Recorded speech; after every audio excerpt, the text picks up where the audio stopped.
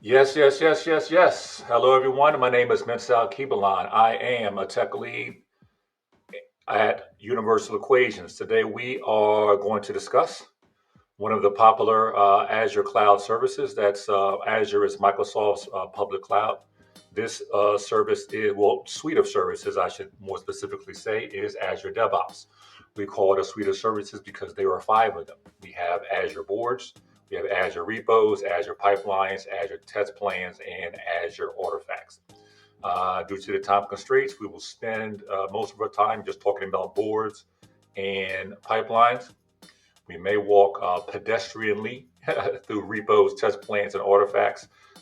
Matter of fact, we'll probably go through repos because repos can take us right into pipelines. So we'll probably spend a mediocre amount of time there just to go into pipelines.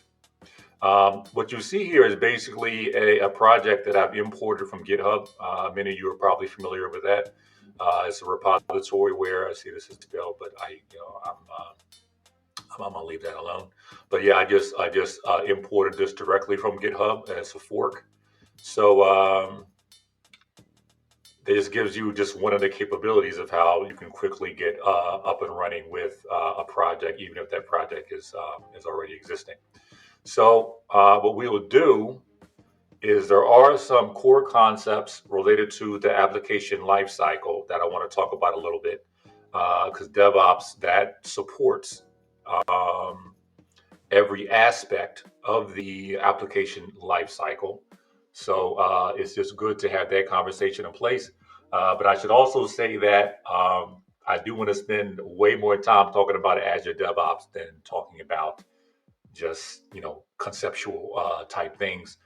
But I think these core concepts will give you will allow us to shape our conversation, right? So, what a better place to have that conversation? This initial conversation is on the wiki.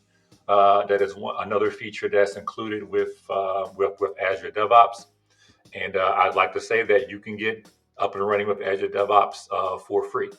So Microsoft they don't pay me to promote their products to do a very good job of promoting their products themselves. I just felt like this is some stuff that you may be that may be of some interest to you. All right, so the repo, the wiki. I'm sorry, I'm jumping the gun here. So the wiki itself, it does support Markdown.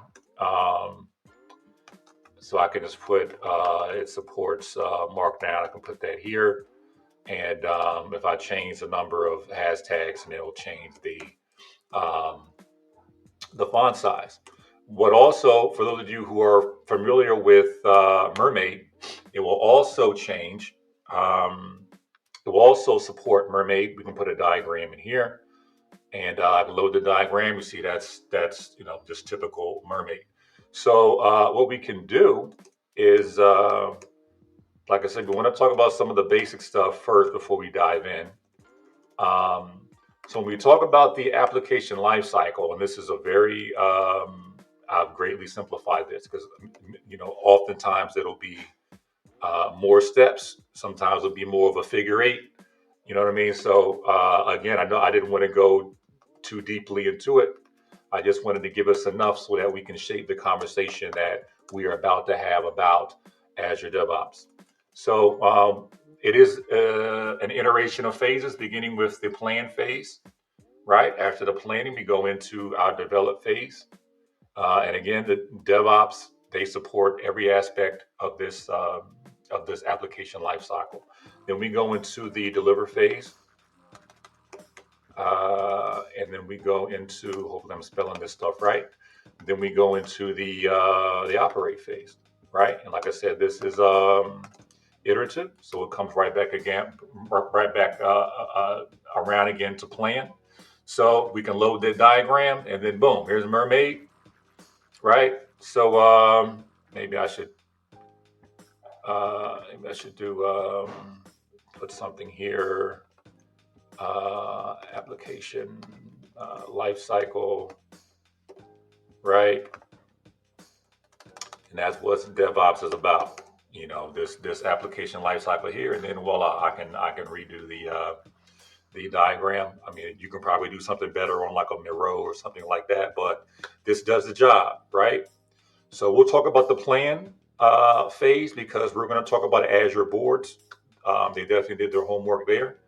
Of course, obviously, you have the develop phase. You go into your IDEs. You got your user stories that you're working on. You make that happen. Then you go to the deliver phase. That's when things, the increment that you have, what your team has successfully completed, gets delivered into production. And once those features and fixes get deployed into production, then you go into operation mode because you have to monitor it and you got to make sure it's running optimally, right? And then it starts all over again because we go and try to deliver another increment. All right. So with that being said, we can go right in. That takes us right into. I guess we can save this. Bam, and that can take us right into Azure boards. So this is they've done their homework here. Those of you who have and again, Azure DevOps supports Agile software development. And for those of you who are familiar with Agile frameworks, things like Scrum, this will be. And I see I've misspelled that, but I'll fix that in a second. But this will work for you. This will work for you. They cover all the basics here. So some of you have some of you have your own tools, Jira, Asana, some of the other ones. That's perfectly fine. Some of you have Jenkins. You'd be surprised how Azure DevOps integrates with Jenkins. I won't be able to talk about that in this discussion, but for those of you who like to do research and dig into things, that possibility is there. So I mean, you just got a lot of possibilities with this suite of services. But let's focus on the boards here. This is the work items. This includes tasks, issues, and epics, right? So you can configure your board to allow you to have epics with issues um, organized with those particular under those particular epics, right? You got your sprints, you got all the iterations and things. You got boards, Kanban style. I mean, you got all this here. You can move stuff around as things get done, etc. You got your team. You can invite folks. Um, you can invite folks here. I mean, you just got you got all the basics are covered. I guess that's what I'm saying. And like I said, you can get up and running for free, um, particularly if you're able to configure your an agent that's self-hosted. Again, I won't be able to talk about that much today, but theoretically, you can get up and running. You can get up and running for free. They got the analytics there for the project managers and want to see that type of thing. They have that. Again, here's the board. We can dive deeper into the backlogs. Right. So if you have kind of a Scrum thing going, you got your product backlog, you got your sprint backlog, and so there's a relationship between those two, and you can kind of have your planning set up to where this is the overall backlog, and then you can plan like here's some user stories here. You can plan around this, and this goes into the sprint backlogs, and then assuming these work items are ready, then they can be assigned to the appropriate developers and worked on during the sprint.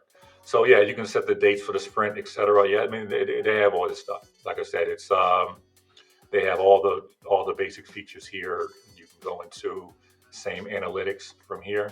But yeah, here's the backlogs. You can create work items. You can view it as a board. That'll take you back here. So yeah, I mean they have. You can configure the columns. I mean they did their homework. You can look at it at the epic level. They did their homework here. You can create another epic if you want to. And it's fairly simple stuff. Fairly simple stuff. So one thing, I'll just show you a few things that may not come automatically. Let's go back to the backlog section. And this is some stuff that may not come to you automatically. You may have to actually figure out. So if you go to, let's see if we go to,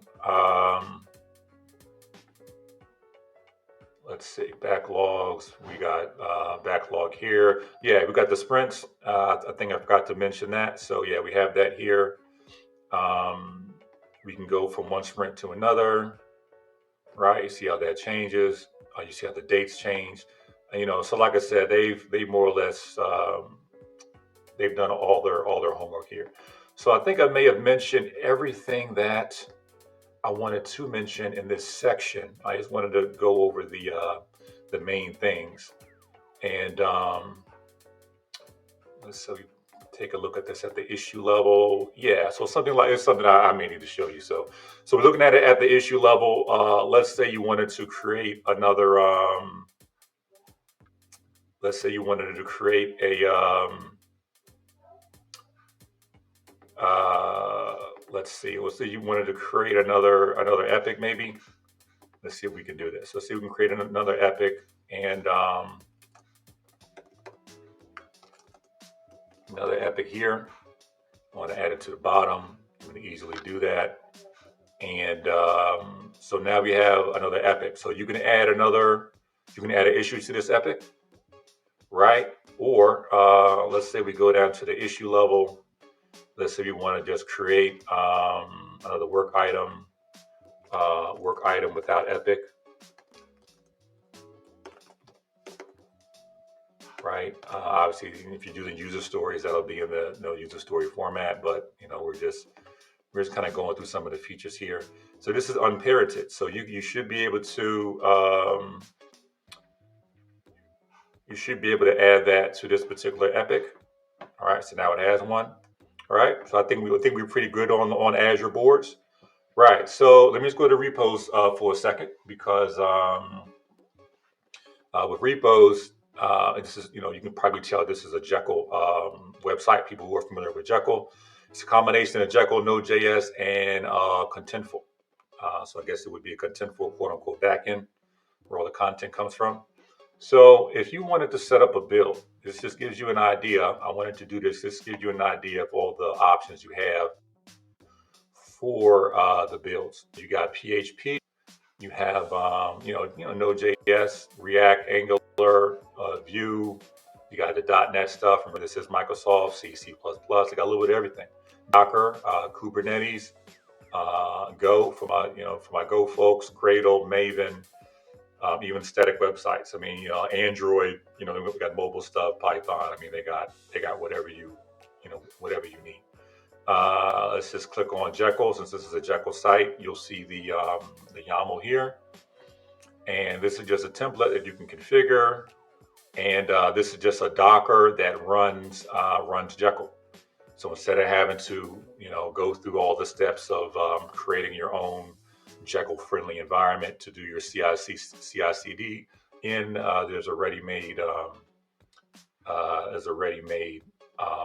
Docker container here, so you can build your Jekyll product, your Jekyll project. Okay, you do have variables that you can inject, environment variables. If you needed to inject like an API key or something, you can do all that within the pipeline. So all that's possible. All that's possible. So we haven't created any pipelines, but once you create it, you have that.